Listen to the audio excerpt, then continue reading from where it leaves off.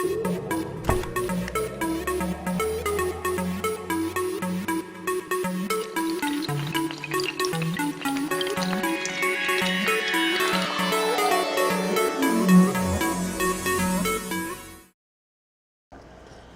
afternoon, everybody. My name is Abigail Barbin, and I'll be your host for this talk show. First, I would like to introduce everybody here, so if you all could introduce yourselves. Hi, my name is Lillian Ellery, and I am French. Hi, I'm Rob Burkett, and I'm a hockey player. Hi, I'm Brianna Chafee, and I play soccer. I'm Alicia Kramer. All right, so today we will be talking about the novel A Room with a View by E.M. Foster, and it covers the topic of Britain customs in the early 1900s by ridiculing the manners of the higher class of the novel. The main character, Lucy Honeychurch, while visiting Florence, Italy, with her, with her caretaker, Charlotte Bartlett, was complaining about how her room didn't have as much as a view as she would like. And while she was doing so, two gentlemen happened to be walking by, Mr. Emerson and his son, George. They overheard her and offered their room, but Charlotte refused it because they were not in the same social class.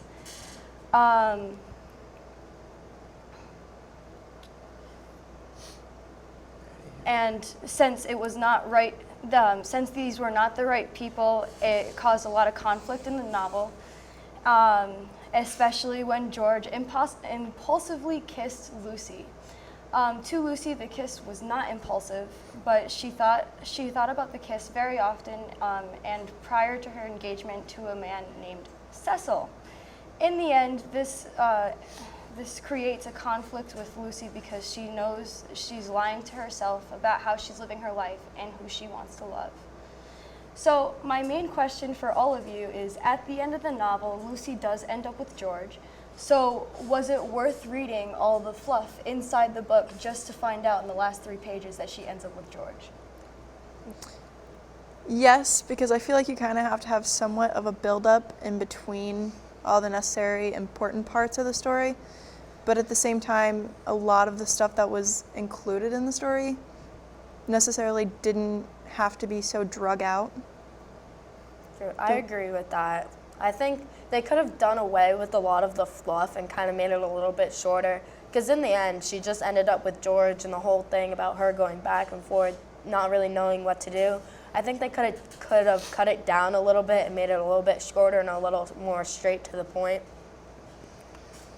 Well, in literature, when you're kind of writing a story, you should, there is always some fluff, because you kind of want to, well, he's telling a story mostly, so the fact that he's adding all this in is kind of building the character of George, Lucy and Cecil, so that's kind of my aspect of it. Well, I think that if you do read this book and don't pay any attention to any theme or like hidden meaning, you're just gonna have the story and the story plot of the fluff. But if you do think about it, you're gonna see all these like the hidden themes of this book, or not really hidden, but what the author meant to pass on, which is the theme of like social class restrictions, basically. All right, so I'm going to ask a few more questions, but feel free to ask your own as I ask mine. So my first question I have for you guys is, how are Lucy's character and mood captured in the description of her playing the piano throughout the novel? Well, I mean, she's kind of wanting to go through life at the beat of her own drum, but she's kind of restricted to the way her parents want her to be and how society expects her to be. And like when she's playing the piano, it kind of gives her a sense of doing something for herself rather than doing something society expects of her. Kind of going off of that, I have a question for all of you. So in the novel, we kind of learned about all like the expectations, and during those times and like where they lived, they had a lot of expectations that they had to follow. So throughout the story, do you think like how when she was going through like all these expectations, can it relate to like our society today, how they were back then? Yes, because in a way I feel like today we expect people to judge us on what we do. So we do things based on how people would want us to do them. And so that way we don't feel like that we're being judged so much in the public eye, rather than how we should be viewed as ourselves. Yeah, so when Lucy goes to Florence, it's kind of new to her from being in England, one of the more stricter ways of life. And then going to Florence, it opens her up where this is taken at the time of the Renaissance. So a lot of self-thinking is happening. So another question I was having while reading was, does the feeling of love that Lucy has for George, is that just her loving George for him, or does she actually just love the thought of loving someone on her own?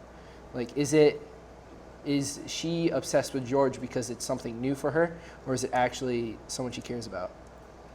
I feel like it's a little bit of both. Like once you get something new, everyone's kind of all for that idea. But I think like ultimately I think kind of maybe in the beginning it was a little bit like, oh, just like the idea of being able to like choose what she wants to do and do what she can with all this freedom. But by the end, I think that she was into it and that she really liked him. On that note, we'll be back with more answers on that question, but we're going to take a little break.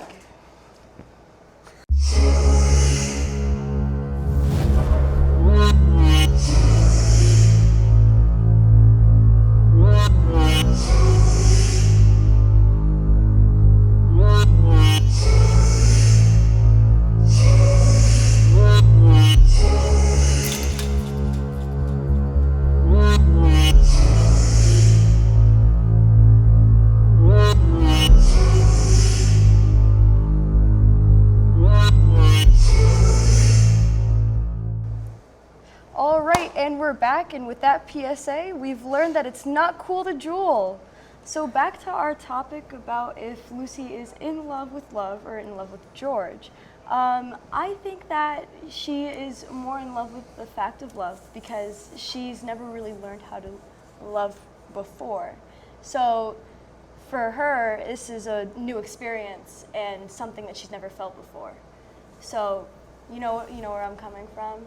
It's kind of like one of those things where it's... Yeah, she's not used to it. Mm-hmm. She's being opened up to something new and kind of wants to take in everything it has. So Yeah. Exactly. Well, like Rob said, she lived in London, where it's one of the most like strict societies in the world, and so she's new to all of this. She has basically it's like discovering freedom for her.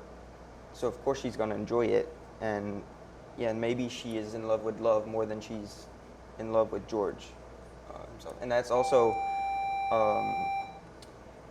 another question where there's another person that basically like loves her. His name is Cecil, and he's interpreted as someone from London who is also like following this strict social class thing.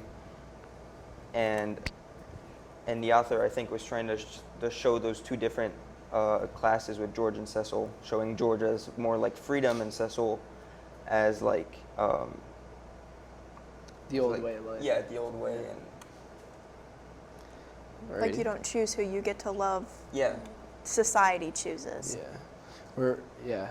And there's also 2 points in the book. Lucy kisses Cecil, and at one point she kisses George, and when she kisses George, it's kind of like out of nowhere, more like quote unquote free, while Cecil like asks her, and it's like Seems demanding instead of wanting.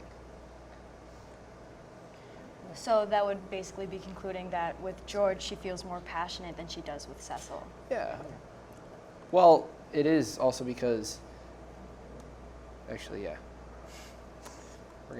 That's a cut already. Okay, so another question I have for you guys, going on with the topic with Lucy and George, both stand outside of Britain's traditional class structure, when George is a clerk and the son of a journalist and a grandson of a laborer, while Lucy is the daughter of a lawyer and her social status is more splendid than her antecedents entitled her. What role does the social class play in the novel? Like, what's the big role that it plays? I think that in that time period in general, your last name was meant to come from money. So your last name, if you had a certain last name, it was viewed that that family had a certain particular amount of money. Because even then, working was viewed down upon. It was not known to be a very, oh, let's go to work, work for your money. It was very down upon. So I think that for her to want to be with somebody that doesn't come from money, it's not necessarily that she's going across social normalcy, it's just she's wanting to experience something new for herself rather than thinking, oh, I come from money so I can have what I want when I can go and experience something new.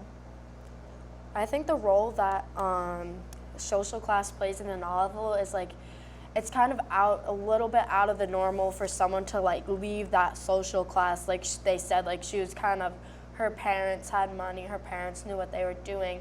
And along with Cecil, who's also kind of like, his parents were the same, he had money. So it's kind of expected you to stay in like that same class versus George, who had to work for his money and he works for a living. So it's kind of seen as a little bit like, oh, like, what is she doing? Why isn't she staying in the same class? Why is she leaving and doing something different? And I think that, I think social class has the biggest role out of everyone in this, out of everything in this book, because it's represented throughout like everything. So like the places like Italy and the contrast between Italy and London, the contrast between George and Cecil, the like not free and freedom throughout piano, how she plays piano, and just like anything that happens basically. Mm-hmm. Do you have any questions you would like to ask? Well, I had your thoughts on Lucy, and like, would you think she's an example of a strong woman? All right, so we'll answer that when we come back from this PSA. Okay. 1 in 3 U.S. students say they have been bullied at school. Victims of bullying are more likely to experience low self-esteem and perform poorly in school. 57% of bullying situations stop when peers intervene. I'll see you later. All right, later.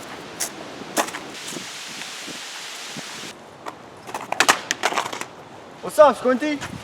Hey. You can't be doing that, dog. Less than 20% of the time, peer bystanders intervene in bullying. Spectating doesn't make you innocent. Together we need to help. Okie dokie, back from that PSA about bullying, we're now going to be talking about Lillian's question about if we think that Lucy is a strong female role model. I'll start with answering it first. I do think that Lucy was a very strong role model for her time period because like a lot of women in this time, the early 1900s, weren't really allowed to speak their opinions and everything, and Lucy kind of looked at that as, you know what, no, I'm going to speak my opinion, I'm going to do what I want and do what I please.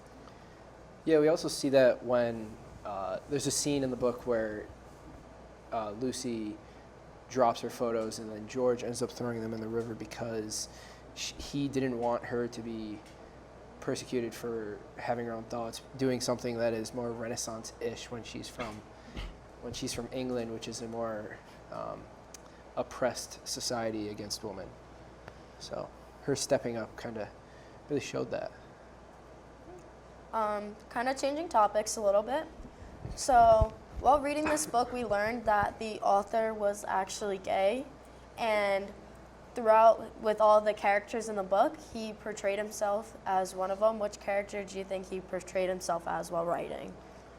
I think that he definitely portrayed himself as Lucy, because as Lucy, he was very like contradictive with himself, and kind of like because of the time period, of course, he was not allowed to express himself as being gay, and so he had to lie to himself, lie to everybody that he loved, that he was a straight man, but always was the bachelor of his family.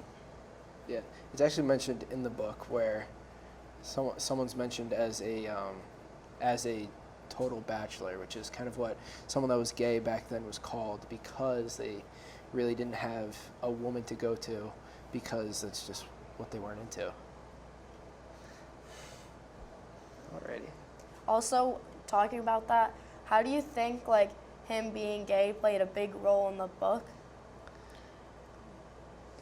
I think it kind of inspired the love triangle Lucy becomes a part of between Cecil and George, because in the author's mind, he doesn't know whether to be true to himself and be who he really is, or Be a bland conform person. to social society rules and love something that he doesn't love.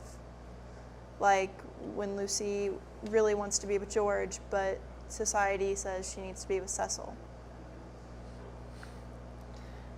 Alrighty. Anything else on that topic? Well, I'm wondering, could this have happened in Forster's life? Could this like same scenario happen where he had this happen with a friend or himself that he kind of brought out in the book?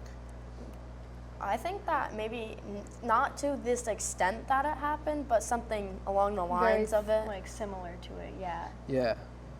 Because there's a lot of details in the book that really like indicate that something like this did happen to him. But you know, I actually I kind of want to foreshadow on the Renaissance thing. So this took place during the time of the Renaissance. Yeah, just at the start of it. Yeah, and I feel like to the author, this was his Renaissance, where he was saying like, hey, this is who I am, and that's kind of what Lucy was doing too. So this was his third book that he had written. When he wrote it, he was like late 20s, early 30s. So it kind of showed the rest of the world what he had to offer, kind of setting his place in literature history. And also like going back to this like fluff thing in the book, like you said, it might have been Forster's life, so maybe it wasn't fluff and it was just detail about the life he lived. So, in conclusion, would we recommend this book to anybody? If you love a great story that goes from, oh, I really love this guy, to I'm going to bounce back to England and then start loving a different guy, and then end up being with the other guy at the end, this is a great book for you. And there it is. Okay, guys, this is the end of our talk. I hope you all loved it. Thank you for watching.